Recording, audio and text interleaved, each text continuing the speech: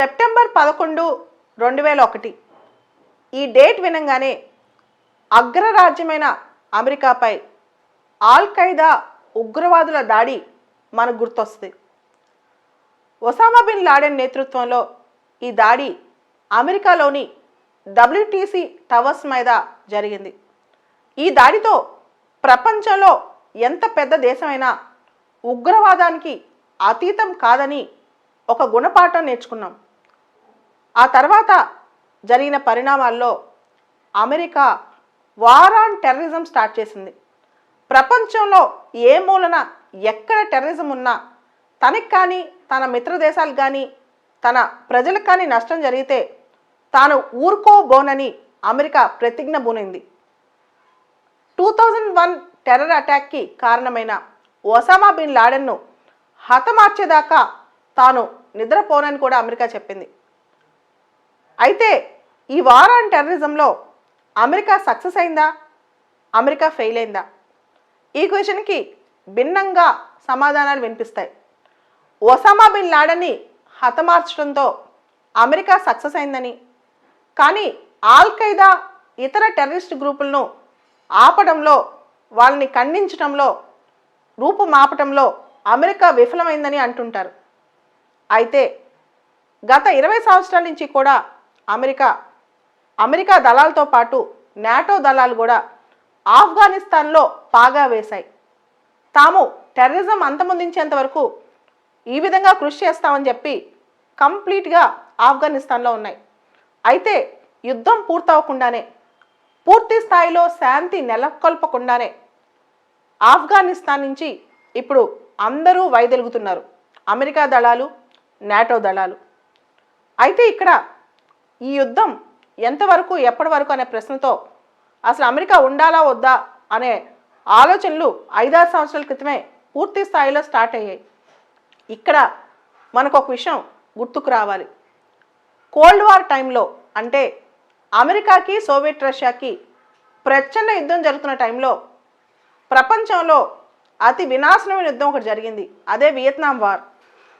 America ఎందుకు Vietnam వార్లో తలదూర్చిందో అమెరికాకే తెలియకుండా చివరికి అమెరికా ఆ వార్లో జరిగిన నష్టానికి, వియత్నాం యుద్ధంలో అమెరికాకి జరిగిన నష్టం ఈ రోజుకి కూడా అమెరికా పూడ్చుకోలేకపోతుంది. వియత్నాం వార్ అంత నష్టం కాకపోయినా ఆఫ్ఘన్లో కూడా అమెరికా భారీగానే ఖర్చు పెట్టింది.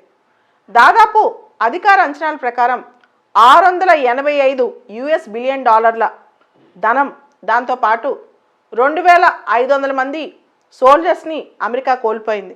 అయితే ఇవన్నీ అధికార గణాంకాలు మాత్రమే, అనధికారికంగా చాలానే జరిగినట్టు చెప్తున్నారు. అయితే సంవత్సరాల క్రితం డొనాల్డ్ ట్రంప్ గారు తాలిబాన్తో చర్చలు మొదలెట్టారు. Donald Trump administration Doha agreement ప్రకారం ఆఫ్ఘన్ నుంచి అమెరికా విత్డ్రా అయిపోతుంది. అయితే దానికి కొన్ని కండిషన్లు ట్రంప్ గారు అప్పుడు పెట్టారు. తాలిబాన్లు ఆఫ్ఘన్ ప్రభుత్వంతో చర్చలకు రావాలి, అదేవిధంగా తాలిబాన్లు ఏ విధంగానూ ఆల్ ఖైదాను ప్రోత్సహించకూడదు, ఆల్ ఖైదాతో సంబంధాలు తెంచుకోవాలి. ఇలా రకరకాల ఒడంబడికలతో దోహా అగ్రిమెంట్ పూర్తి స్థాయిలో సక్సెస్ కాలేకపోయింది. డొనాల్డ్ ట్రంప్ పెట్టిన కండిషన్స్ తాలిబాన్స్ చాలా పాటించలేదు కూడా. అగ్రిమెంట్ అయితే చేశారు కానీ వాళ్ళు పాటించడం లేదు. అగ్రిమెంట్ అయిపోయిన మరుక్షణమే ఆఫ్ఘన్ ప్రభుత్వం పైన దాడులకు దిగారు తాలిబాన్లు. ఇవి జరిగిన తర్వాత జో బిడెన్ ప్రభుత్వం అమెరికాలో వచ్చింది.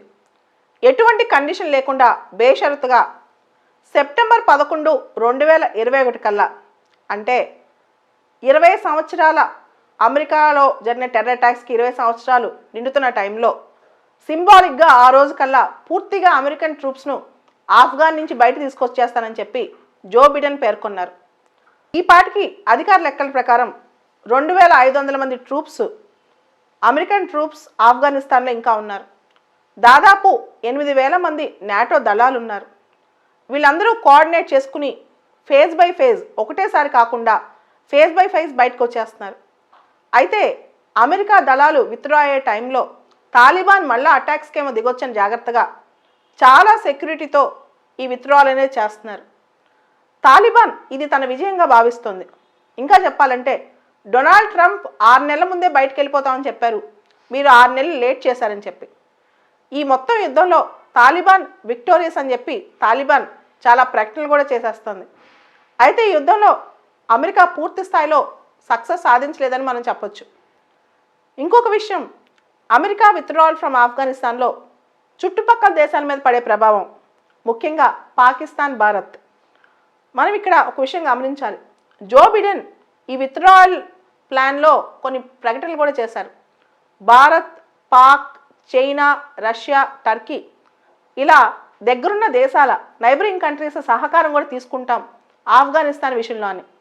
అయితే 2001 నుంచి ఈనాటి వరకు అమెరికా ఆఫ్ఘనిస్తాన్కి జరుగుతున్న అంశంలో భారతదేశం ఆఫ్ఘనిస్తాన్లో డెమోక్రసీ పెంపొందించడానికి చాలానే తంటాలు పడుతోంది. ముఖ్యంగా ఆఫ్ఘనిస్తాన్ని సార్క్లో చేర్చుకుంది.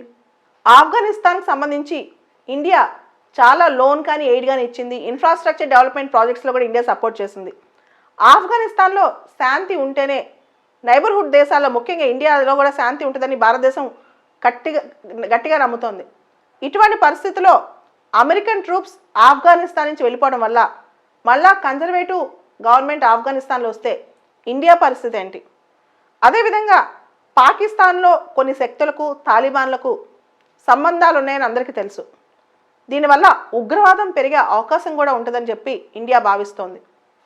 దాంతోపాటు ఇప్పుడు మనం చూస్తే కనుక చైనా కూడా, చైనా పాకిస్తాన్ ఎకనమిక్ కారిడార్లో ఆఫ్ఘనిస్తాన్ సపోర్ట్ కూడా కావాలి. కానీ ఇప్పుడు ఆఫ్ఘనిస్తాన్లో తాలిబాన్ పెత్తనం పెరిగితే ఆ చైనా కూడా నష్టమే. అంటే మన దగ్గరలో మన నైబర్హుడ్లో ఎక్కడైనా సరే స్థిరమైన ప్రభుత్వం లేకపోతే అతి పెద్ద దేశమైన ఇండియాకి భారీగా నష్టం జరుగుతుంది. ఈ విషయంలో ఇండియా ముందుండి ఆఫ్ఘనిస్తాన్ రీబిల్డింగ్లో, అంతకుమించి ఆఫ్ఘనిస్తాన్లో శాంతి నెలకొల్పడంలో కీలక పాత్ర పోషించాలి. ఒక నాయకత్వపు పాత్ర పోషించాలి. అంతేగాని అమెరికా మనల్ని ఎప్పుడు టాక్స్కి పిలుస్తుందా, లేకపోతే మనల్ని మనల్ని భాగస్వామి చేస్తారా, ఇలాంటి ఆలోచనలు కాదు. మనమే లీడ్ తీసుకోవాలి. అలాంటి పరిస్థితి ఇప్పుడు నెలకొంది. చివరికి మాత్రం తాలిబాన్లు అమెరికా వెళ్ళిపోతే సెలబ్రేట్ చేసుకునేటట్టే కనిపిస్తున్నారు. అది ఎంత తన విక్టరీగా తాలిబాన్స్ భావిస్తున్నారు.